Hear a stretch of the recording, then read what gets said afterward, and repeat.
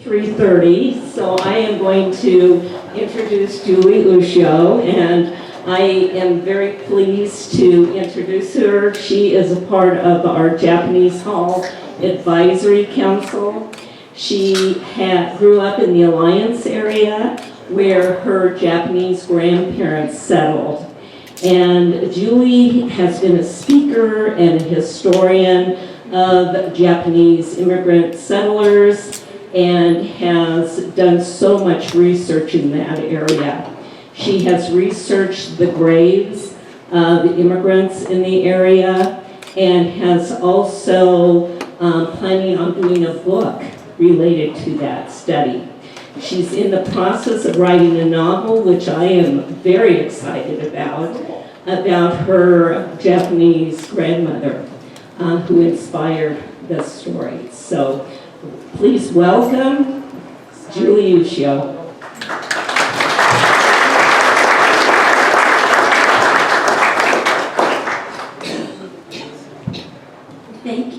Thank you. I was digging in my purse for a cough drop because my voice is kind of scratchy, but thank you all for coming. My name is pronounced two ways. So when I grew up, it was Julie Ushio, and that's how we go by. But in Hawaii, my name is Julie Ushio, and also in Japan. So there's a different way of pronouncing Japanese depending on where you live, but I go by both ways. So thank you. So again, before we start, you've got to understand the terms when we talk about Japanese. We go by Issei, which are first generation. Now this is based upon a counting system in Japanese. Ichi, ni, san, shi, go. So Issei were the first generation. They are my grandparents. Nisei are my parents, the second generation. And I'm a sansei. My children are yonsei, 4. And there are gosei, even rokusei. But this talk is all about the Issei because that's my passion. That's my real interest of the people who came from Japan, from a culture so different than American culture, and then determined and made the way and also decided to stay. So my grandparents settled in Alliance in 1930. Now they immigrated in the early 1900s, and basically they were hand laundry people. They followed the dirty clothes of Japanese workers. And so they lived in Idaho, and then they would move every maybe year or so as the railroad workers moved. They finally settled in Alliance, and they stayed there. And the Alliance Cleaners was open for over 65 years. Now, my grandmother was an important part of my life. She babysat us. My grandfather died when my dad was so young. And so my grandmother ran the Alliance Cleaners and also babysat us, and she cooked our meals. She had a big garden in our backyard. She had an arranged marriage. So when I was in my early 20s, I really wanted to know more about my Japanese background. So I went to see her, and I sat down and did an oral history with her. After that oral history, I went back to Japan with my grandmother, and we went to the ancestral birthplace of my grandfather, which is in Kyushu. And Kyushu is in southern Japan. And our family in Japan was priests of a 1,000-year-old Shinto shrine. That's my dad in the samurai costume. Now, before I started this whole journey, I sat down with my grandmother. Now, my grandmother, I knew her very well. She would babysit us. She spoke a little bit of English. So when we sat down for the oral history, I didn't even know my grandfather's name. And so we sat down and I said, so Grandma, where were you born? And Grandma goes, my bridge, Noke. And I said, your bridge? And she said, my bridge, Noke. Now, I had never been to Japan, so I kind of imagined maybe she lived near a river, and there was a bridge, and the bridge had a name. So I said, oh, well, how about Grandpa? Where was he born? And she goes, my husband's bridge is Imori. And I said, Grandpa had a bridge too? And I thought, wow, he lived near a river too, and maybe, it had a name. And I said, are there lots of bridges in Japan? And she said, yes. And I said, do they all have names? And she said, yes. A little while later, I was thinking about it, and I thought, like many Japanese speaking English, my grandmother could not pronounce the V sound or the L sound. Bridge. It was not bridge. It was her village, Buddhist. And so armed with that, not an ear for Japanese, having no idea of what the culture was like, I started. And so that's what we're going to do. We're going to go back over that bridge. The Issei that came to America, before we start, you have to understand where they came from. How many of you have watched the miniseries Shogun? Okay. So Shogun, the main character is a man called Toranaga. And Toranaga is based upon a historical figure called Tokugawa Ieyasu. And Tokugawa Ieyasu was the first shogun in Japan. He united Japan. So the Tokugawa clan ruled Japan for over 200 years. And when you think about the samurai, that was the Tokugawa era. It was a closed country. When you were during the Tokugawa reign, with over 200 years, Japanese could not leave the country and foreigners could not come in. There was only a small trading port where foreigners could come in. And they did this to keep peace. And so society was very tightly regulated. People were dictated, the samurai were on top. There was the emperor, who was just a figurehead. But people, it was dictated the kind of food you could eat, the clothes you wore, and basically travel was very severely limited for everyone. They had checkpoints along the way. So when Commodore Perry comes into Japan, then it sets off a chain reaction and the shogun is overthrown and the emperor is reinstated as the head of the country.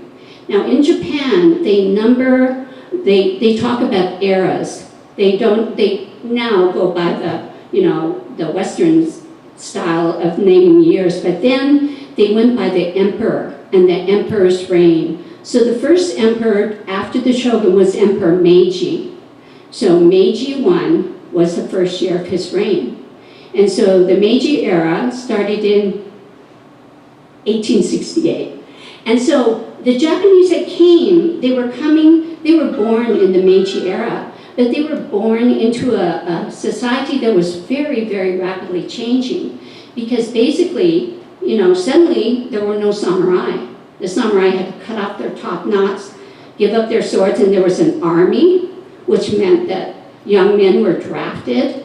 And instead of being farmers, Japan was trying to build itself into an industrial nation. So there was a lot of taxes on farmers to pay for the industrialization. And suddenly now, men could travel, they could move, they could even get names, surnames. Before this, they were not allowed to have surnames, the farmers, the peasants. During the Tokugawa era, also Christianity was prohibited, it was banned, and Christians were severely persecuted. So in 1868, Christianity was allowed in Japan. So everyday life in the Meiji era, my grandmother said how tedious it was to wash kimono. So kimono are one size fit all, right? For a woman, it doesn't matter how tall you are, how broad you are, there's one size. You put it on, and then you wrap it around you, you adjust the length, and you put on an obi. Well, when you went to wash a kimono, you had to take it apart at the seams. You had to pick it apart at the seams. You wash the cloth, you put it on the boards, and then you put the boards out in the yard to dry. And then when it was dry, you take down the cloth and you had to sew it back together again. Can you imagine that? Every time you washed your clothes, you had to take them apart and put them back together again. So Japanese footwear was, they had these kind of wooden platform shoes called geta, and that was to keep your feet out of the mud. Otherwise, they wore slippers. Sometimes the slippers were made of straw. Now, when my son, who was, lived in Hawaii, raised in Hawaii, when he went away to college in Seattle, he had to start wearing shoes. He had worn slippers all of his life. It was very difficult for him. He was wearing slippers in the winter. So think about the Japanese that came to America. It was very difficult, especially the women. They had to put on these tight leather shoes, and the shoes were all too big for them. And so they would stuff newspapers in the toes. Now also think about their dress. They were used to wearing a kimono, and suddenly they had to wear a corset, and all these layers of clothing in different sizes. So it was quite a change. This is a house. This is the ancestral home of my maternal grandmother in northern Japan. This has a thatch roof. It's very steep because of the snow.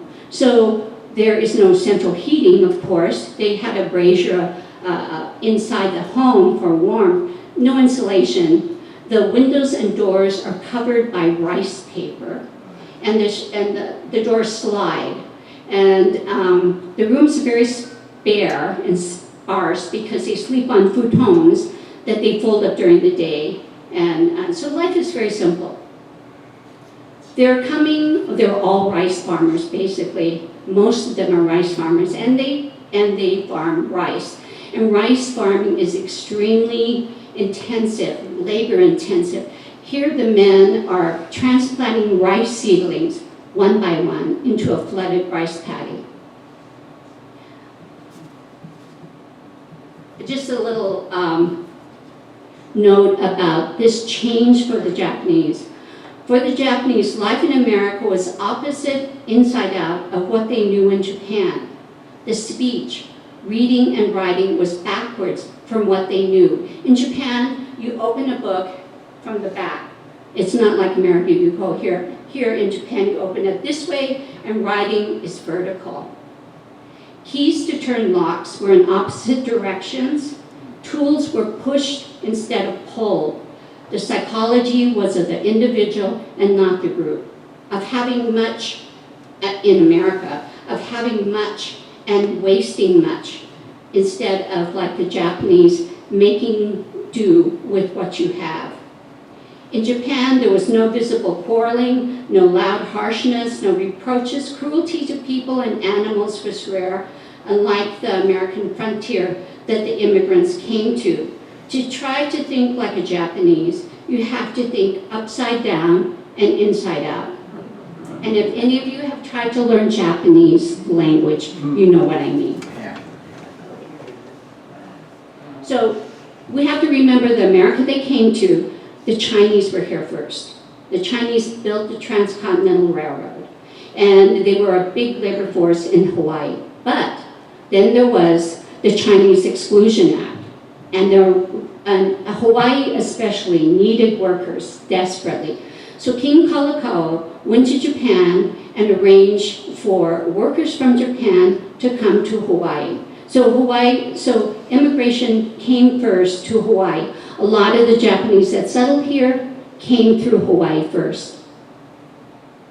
So Hawaii sugar planters, they would go to Japan and they would target certain villages that were really, really, poverty-stricken, and they would go there to recruit farmers. And they specifically wanted farmers because there had been an attempt earlier to recruit people into into Hawaii that did not go well. So they wanted farmers, and once they found a village, they would go back time and time again. So you found, and for the plantations, they would pay for the ship's passage, and in return, the men had to work for 3 years. And conditions were really, really harsh in Hawaii for these workers. At the end of that time, then the workers could go back to Japan, or they could stay in Hawaii, or they could continue on to the mainland.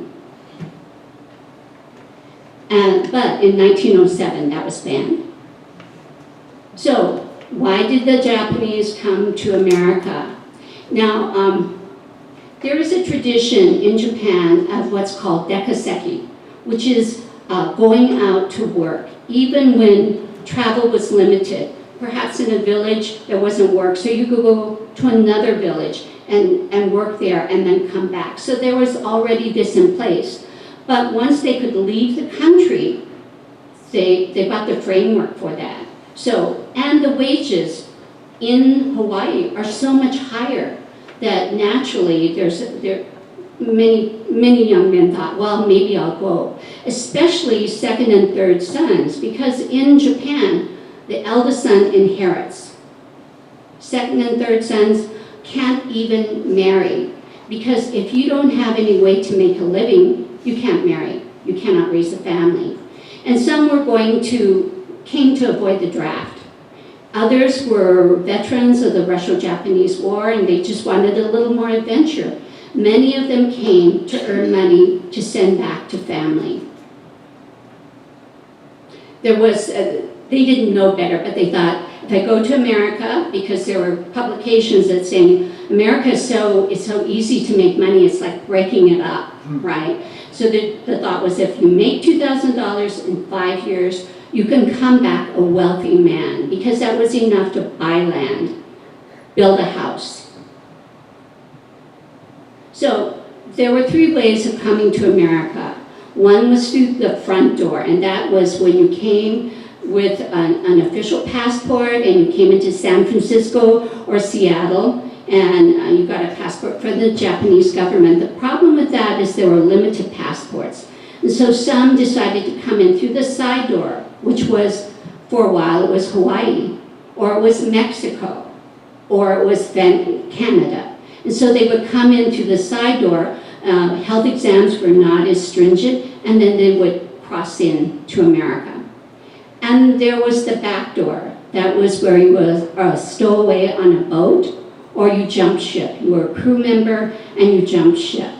An Issei man by the name of Mr. Nochi was a stowaway. He stowed away at age 13, and he went to Hawaii, and then he worked there, and he continued on and ended up here in Nebraska, in the Scottsbluff area.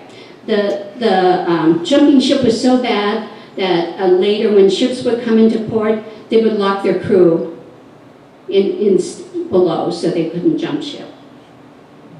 There was a lot of collusion because shipping companies saw, oh, there's a really good way to make money. So there were shipping companies that set up hotels, like in Yokohama and Kobe, because these men had to take exams. They had to get all this paperwork. So the shipping companies set up these hotels that travelers could come into and stay before they boarded the ship. But there was collusion.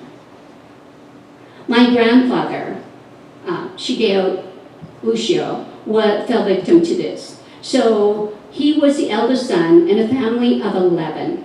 And these, again, this is a Shinto family, a priest at a shrine. And the way they got their money was that they didn't get money donations. The villagers would donate rice.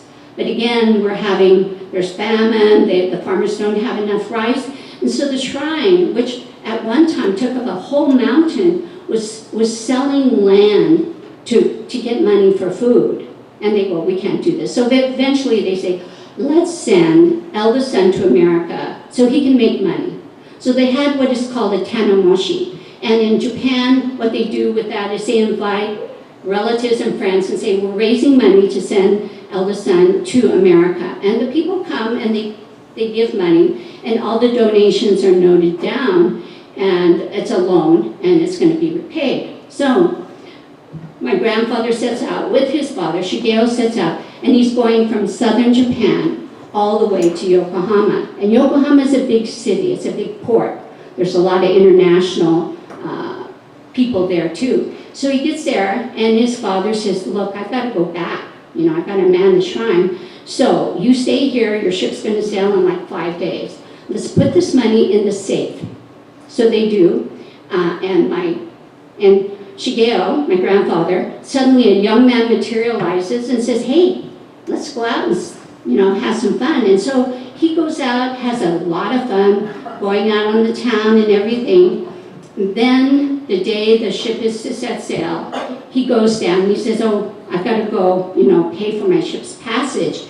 And they go, oh, your friend came down last night and said that you were sick and that we were to give the money to him. All the money is gone. He doesn't have anything. He doesn't even have enough. He doesn't have a ticket to get on the boat. This is why it's collusion, because the hotel says, hey, you can just get on that boat that's going to Hawaii because the planters will pay your way. And so he did. And he had to work in Hawaii for 3 years. And my grandmother says, you know, he's just a simple country boy. And on the ship to Hawaii for 2 weeks, he was very hungry because he didn't have enough money for food. This is my grandfather at age 18 leaving for America. And he came back. My grandmother was not a picture bride because he came back to marry her. He borrowed money to come back to marry her.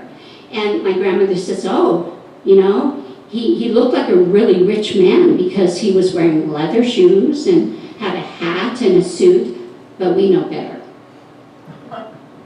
Now, when they came to America, one of the big challenges when you're researching these Issei is the spelling of the names, because you look on ship's manifest, you look at censuses, they're all misspelled. They change. The men themselves will take on different names. They shorten their names. So Tadashi becomes Tad, and Shigeru becomes Shig. My grandfather becomes Charles. They take on different names. And so it's, and even on gravestones, you'll see later, where names are were not correct or just different on a gravestone. This is a ticket for Mr. Hegehara. The Hegeharas lived in Alliance, and Mr. Hegehara was going to Yokohama, and his name is spelled Hagiwara, and this is for 1902.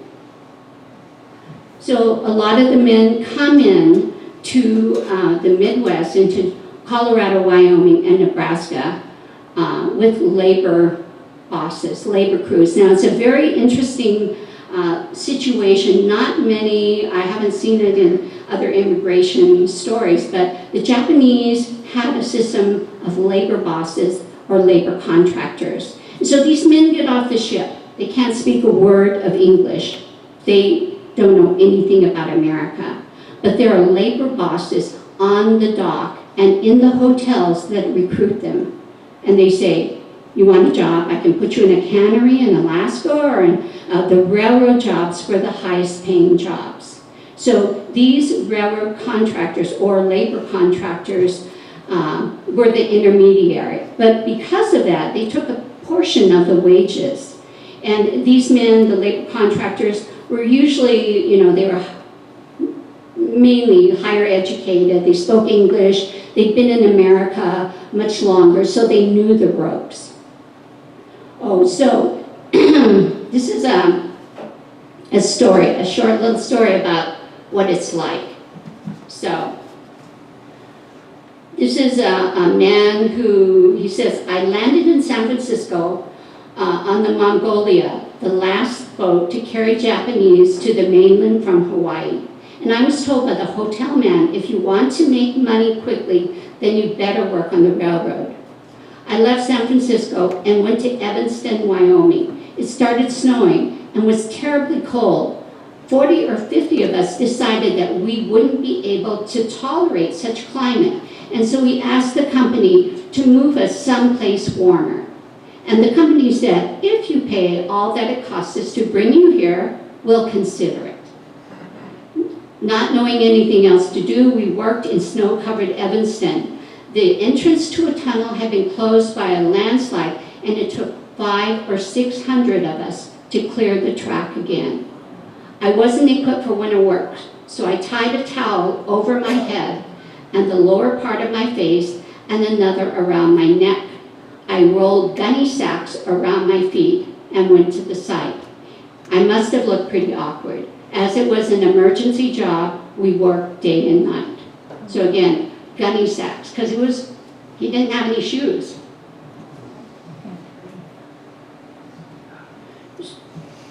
So what was interesting when we look at this is that the Japanese, the main migration to America comes between 1900 and 1910.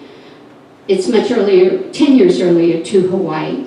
But when I was doing the research, I was surprised to see that so many Japanese were already in Wyoming, Colorado, and Nebraska. In Wyoming and Colorado, even in the late 1800s. So there were different labor agencies that dealt with different railroad lines or the coal mines. And out here in Nebraska, you see the S-Bond Company that handled a lot of the Burlington. And for the Union Pacific, it was a labor group in Cheyenne, the Wakimoto Nishimura. So in Colorado, one of the earliest graves is a grave of a nobleman who's buried in Riverside Cemetery. So I mentioned that, after the Meiji Restoration, when Japan first opened, what happened was wealthy and noble families sent their sons to Ivy League colleges because they wanted them to learn Western ways and then have them come back to help westernize Japan. And Rutgers University has a graveyard of Japanese students from this time. Now, Matsudaira and his older brother both went to Rutgers. Now, Tadatsu was his second son. So his elder brother goes back because he's going to inherit everything. And Tadatsu marries a white woman and stays on the East Coast, but then moves to Denver for health reasons. And he's got a huge gravestone in Riverside Cemetery, and it's labeled the first Japanese to live in Colorado. And you'll see this name later, but even before 1900, they were bringing in Japanese workers into Colorado for the sugar beets. So this is it. In 1900, the Union Pacific is bringing in Japanese to replace white section hands. And the reason is, and these section hands have been working on this route for several years, and they've got houses and everything. But the Union Pacific says, they don't stay on the job. So we send them out there, and then they go and work on a harvest or something, and so we have to bring more men out there. And they have learned through Oregon railroads and everything else about the Japanese work crews, because these Japanese work crews they sign a contract. You're going to be here from here until here, and they will work there. And so the Union Pacific starts to bring these men in, and they're paying them less. And they also take a cut of every paycheck. This is 1900. So 1905, they now have 500, and they're going to bring in 500 more.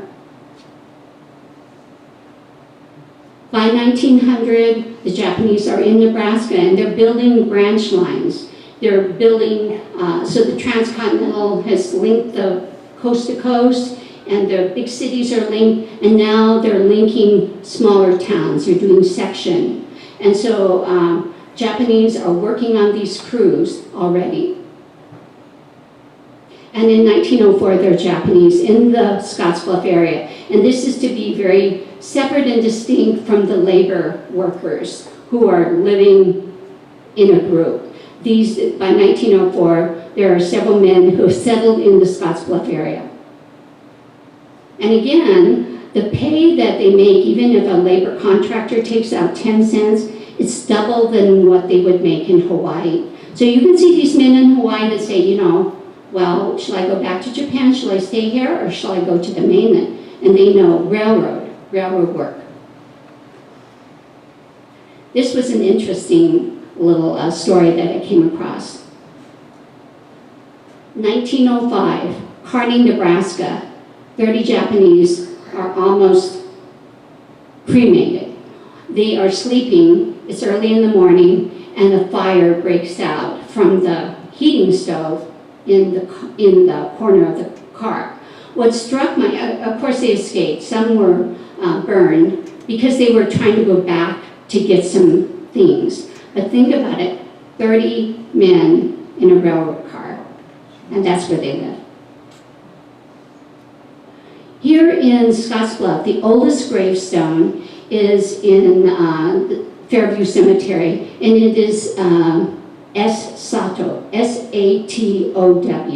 Now, there's a whole group of Japanese graves there. You can always tell Mr. Sato's graves. It's like the Leaning Tower of Pisa because it leans that way. But his obituary says that I think he died of pneumonia, but he leaves behind a brother to mourn him. And we will see this brother later. In the eastern part of the state, Japanese are brought in to the meat packing plants to serve as strikebreakers. So in August of 1904, the very first Japanese arrive, and they are escorted into the plant. By December, the strike is over. And there's a lot of, and so the strike is over, and the Japanese are saying, well, what do we do? Because life is not very pleasant for them in Omaha, in South Omaha, because the meat packers are not happy that they came in as strikebreakers. But the end of the article says that the companies think they are too valuable to let go.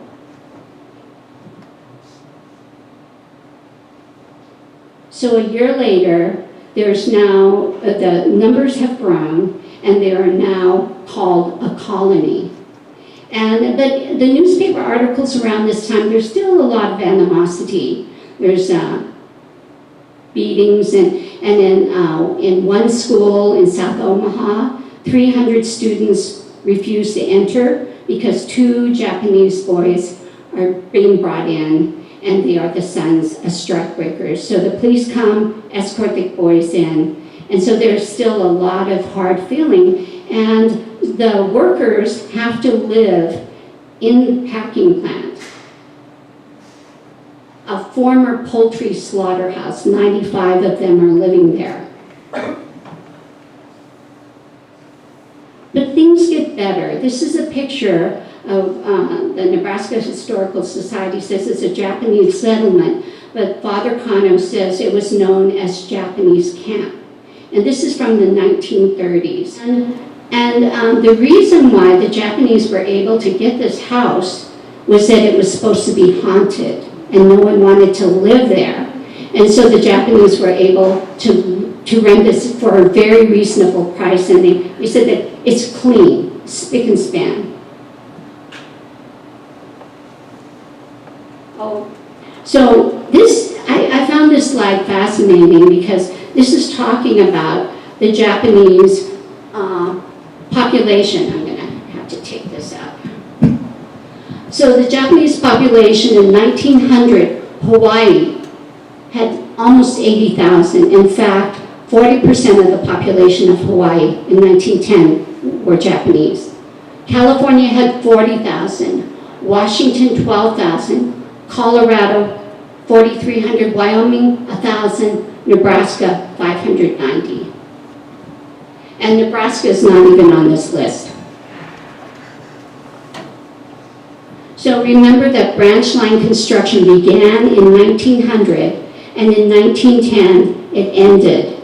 And so when it ended, there were 500 Japanese workers that were discharged, and 200 of them went to Omaha to work in the meat packing plants. but some of them stayed in the area because perfect timing. What happened in Scotts Bluff is that a sugar beet factory opened up, and there was a great demand for sugar beet workers. And so they moved into the fields. I thought this was interesting to see the breakdown of where the Japanese lived in the state at this time. And it says 171 were in South Omaha, and 105 were in Scotts Bluff County. I have question marks, and you'll see why in a moment. And 95 were in North Platte.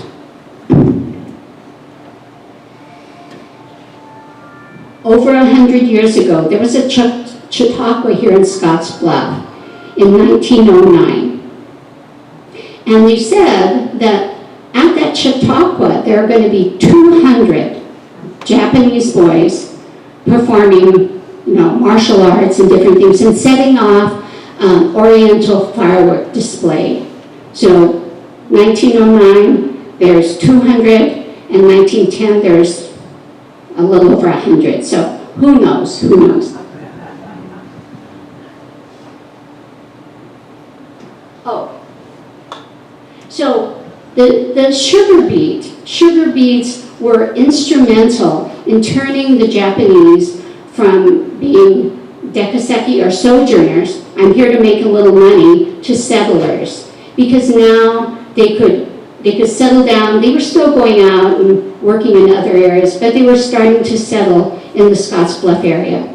And the second thing that turned them into settlers are the picture brides.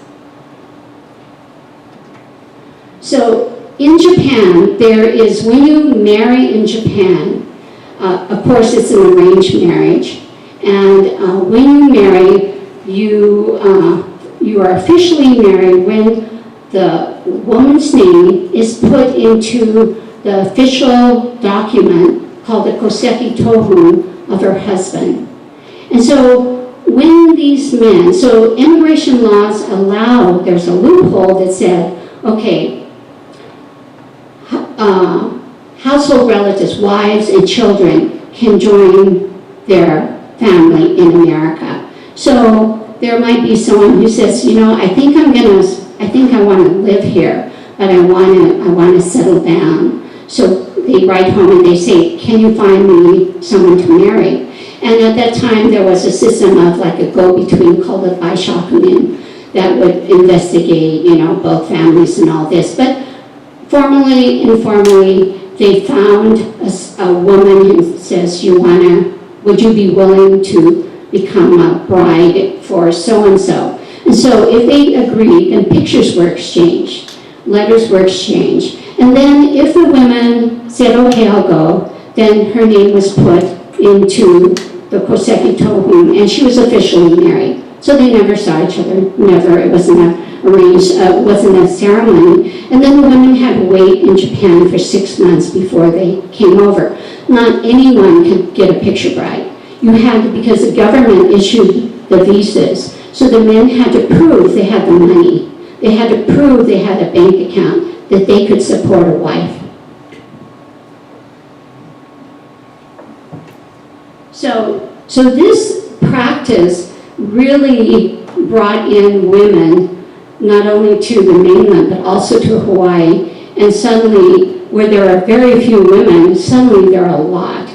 But in 1920, the Japanese government shuts it down because there's just a lot of, not good feelings about so many Japanese coming in, so they stopped the practice of picture brides.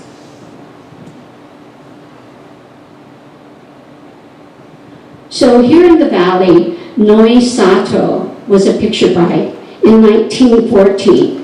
And she said that when she was on the boat, that people said, well, where are you going? And she said, I was the only one going to Nebraska. And so someone said, oh, where exactly? And she said, Scotts Bluff, Nebraska. And they got out a map and they couldn't find it.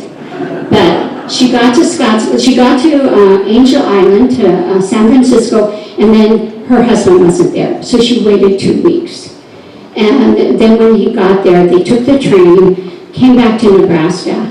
Now, there were so many people who had never seen a Japanese woman before, they wanted to come and meet her.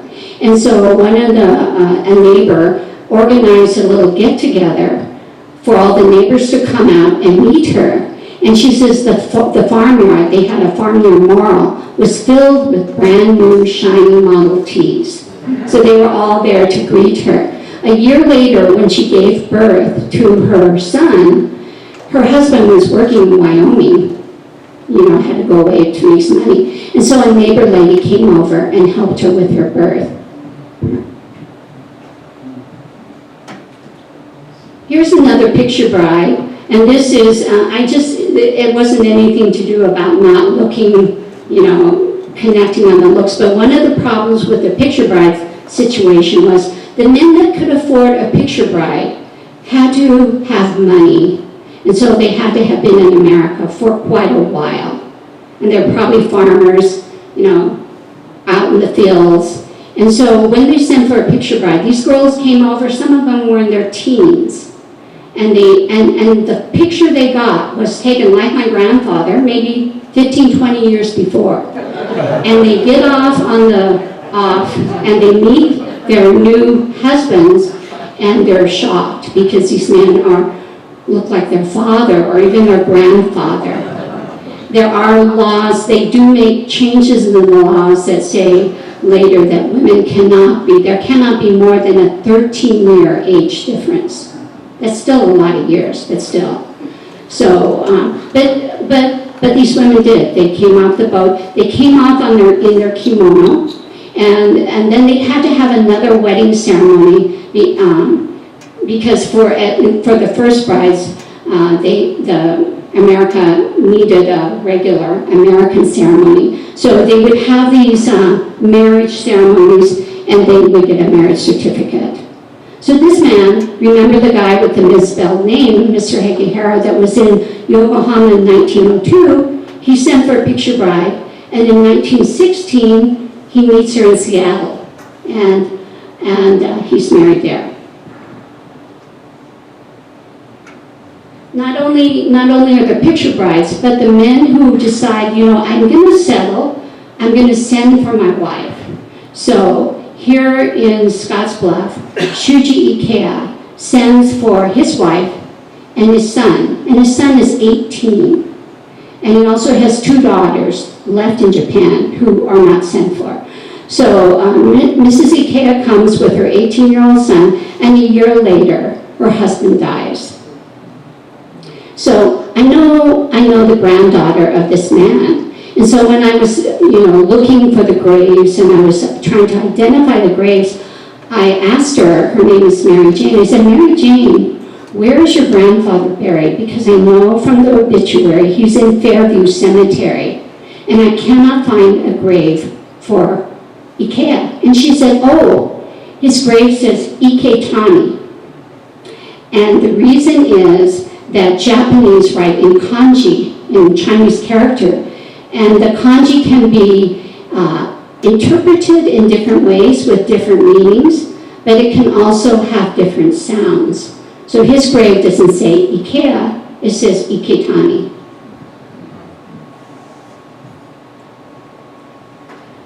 So about 50 miles east of Alliance are the Sandhills. And in World War II, Germany is supplying like 90% of the world's potash, which is used for fertilizer. And suddenly, the United States needs fertilizer. So overnight, these factories spring up because they have devised a method to extract potash from the alkali lakes out in the Sandhills. And they spring up just overnight. A town of 25 goes to 5,000. The Japanese are working here. They register for the draft. So this paper, 29 of 147 names are registering for the draft. Now, one of my friends in Alliance, Becky Harrion, has done a lot of research on the Antioch, on the potash plants. And she lives out there, and she told me, one of my friends was clearing land where the potash plants used to be, and he uncovered like over 100 holes in the ground.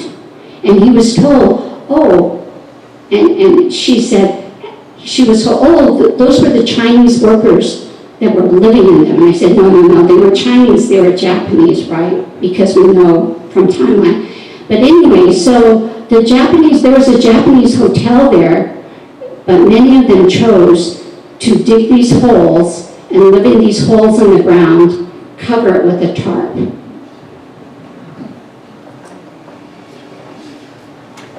Now, one man from Scottsbluff, a Japanese man, does enlist and goes off to fight in World War I.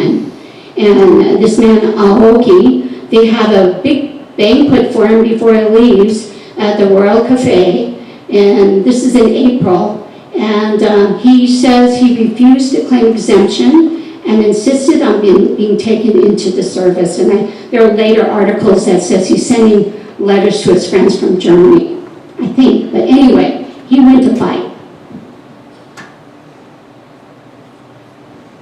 Very, very tragic events were the Spanish influenza, because as Japanese were hard hit, and within days there are 40 to 50 of them in emergency rooms and hospitals, and 3 die within a day. And so there are many graves out there and many obituaries because of the Spanish influenza. One of the victims is the picture bride, Mr. Hegehara's picture bride, and the baby. They die of Spanish influenza. Just commenting on the graves, because I know the graves very well. There are a lot of graves of children and babies. So the children of Issei, there were many, many baby graves. But they flourish. So you see this is a Platte Valley Japanese picnic in Mitchell in 1922. So they're putting down roots, and there are plenty of businesses springing up, and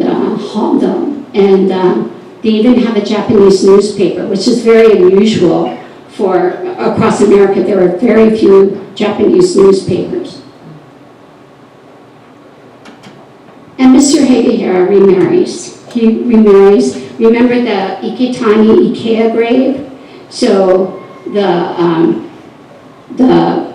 wife matches her cousin back in Japan with Mr. Hegehara. And so she comes and marries him. And they continue to remember and decorate the graves. And this is very much a Japanese tradition of remembering and honoring your dead and ancestors. And so we see the Ikea and the Hegehara families between the 2 gravestones of the Hegeharas and the Ikeas. And that continues, that tradition continues on to this day, where we continue to remember and decorate the graves of the Japanese in the area. So I really sped through these. And my fascination with the Issei are these early years of how they came from Japan and came into America and then settled in the Midwest. And when I think about it, it's a series of natural selection, because many returned to Japan, or they went to the city, or they went to Denver. But those who liked a certain lifestyle, they stayed. And so we see the families growing, lots of farms and business. There are a lot of restaurants. There are 3 restaurants here in Scottsbluff. And you see throughout the Panhandle, Japanese-run businesses, restaurants. And there was actually a circuit of Japanese workers that would go from restaurant to restaurant within the tri-state area. The tri-state area is very significant because there's a lot of movement between Wyoming and Colorado and Nebraska. And basically, when you read the history of the Issei in this area, you will see that. Now, my mother grew up in Marino, Colorado, which is close to Sterling. and that was a sugar beet town too. And so when I was growing up, I'd walk into a store in, I don't know, some neighboring town where people didn't know me, and I would see some Japanese people, some Nisei, like over there, and they kind of wander over to me and they go, "What's your name?" And I would say, "Well, I'm Ushio from Alliance, but my mother is a Kosuge from Marino." And they all knew each other. They all knew each other.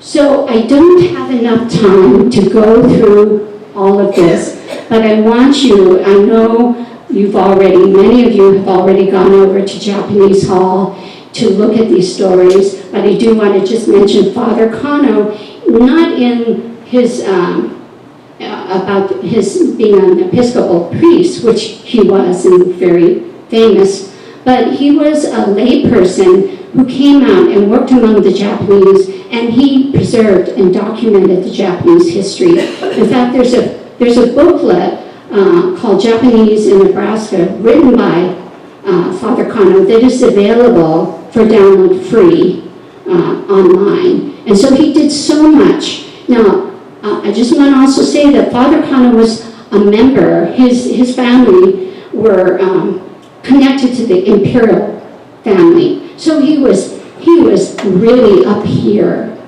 And so when he came to Nebraska and he came out as a missionary and started working and having churches and everything, he administers my grandfather's funeral. For the Issei that lived here to be able to be around a man of his stature, I mean, he was way up there. During World War II, he was the only Japanese to be interned, and he went into a special internment camp, the Department of Justice camps, and that was because of his connection with the imperial family. But he was very significant.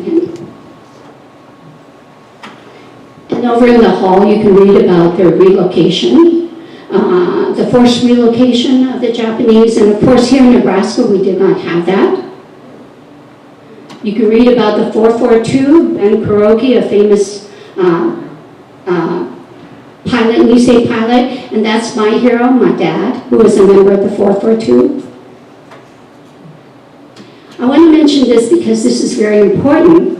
The Alliance cleaners, now you saw the people being interned, they had to sell their businesses, walk away from everything. Here in Nebraska, my grandmother was able to keep the Alliance cleaners open throughout the war. And there was pressure. There was pressure from FBI agents that came not only to Alliance, but to Mitchell, and told the banks, close the accounts of the Japanese and call in their loans. And the bankers said, no, we will not do that.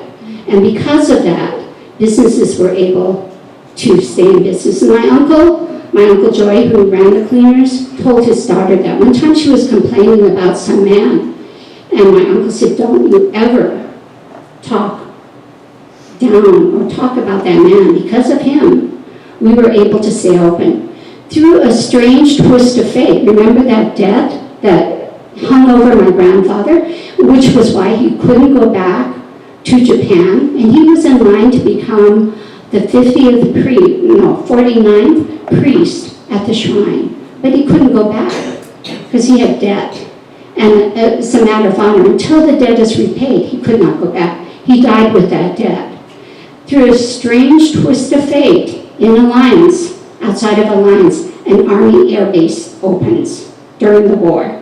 Thousands and thousands of soldiers come in for training, and the air base has lots of laundries, but they don't have a dry cleaner. And so during the war, my grandmother was able and uncle were able to keep the business open and actually save money, pay off debt. So, yes. So after the war, there was lots of time for celebration at the hall, and the Issei are surrounded with their children. They have a Hinamatsuri, and this is the Buddhist priest coming from Denver, most importantly, they are allowed to become citizens. And Father Kano up on the right holds citizenship classes. And my grandmother is in the first woman to his left. And you can see how happy they are to become U.S. citizens. And remember the Satos? You know, the brother left behind? Well, here's Nori Sato with her children and her grandchildren, and that little baby being held is Leanne Sato, who is a docent at the hall. She also helped in gathering information about the graves too. So I just want to close by saying thank you for listening to this presentation. I'm so glad that you were able to come on this journey with me. But I want to also go back to that slide about the Japanese, the number of Japanese in 1910, how small our presence was. But think about this, it's over 100 years now. And not only are we here, but descendants are here. In my family, we have 6 generations of family still living in Nebraska. And there are cemeteries full of Japanese graves that are being remembered and decorated. And there's a hall to preserve the legacy. When we talk about the Issei, you have to also include the community, because you have to think about the community that not only employed them at first, but took them in and defended them. And I think that says a lot for the mutual admiration between the Issei and the communities that they stay in. So thank you. Thank you very much.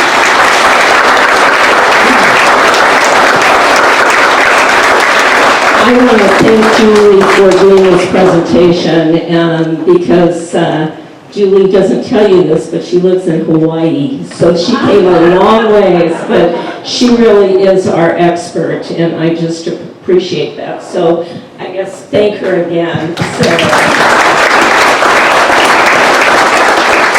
you know, there's so much about connections. You know, when Vicki and I met, we met years and years ago when we were going to listen to a lecture by Nancy Sato, and she was talking about her book about Father Kano. And Vicki and I were the only sensei in the room, and we're kind of sitting across the room from each other. So afterwards we get up and we start talking, and come to find out, our dads were buddies. I mean, you know, it's a very small world. Yes. one of the best pictures I have is of my dad and her dad when they served during the war. So just some fun things. So I really appreciate you coming, and I also appreciate all of you coming and hearing this presentation. So I hope that if you need to take some time and go over to our Japanese hall.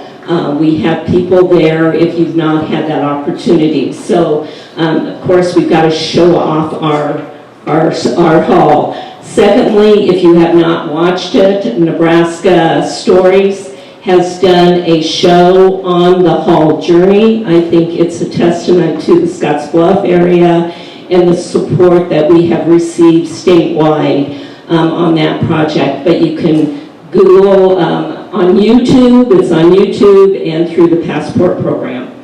Thirdly, I've got to make a plug. Please take some time and look at the evaluations. You can scan it. There are also copies that you can take, but please take the time to fill out the evaluations. And I sure appreciate this great crowd. I know you didn't have time for questions, but her information is just so good. And so you can catch her afterwards and ask her questions. So thank you very much.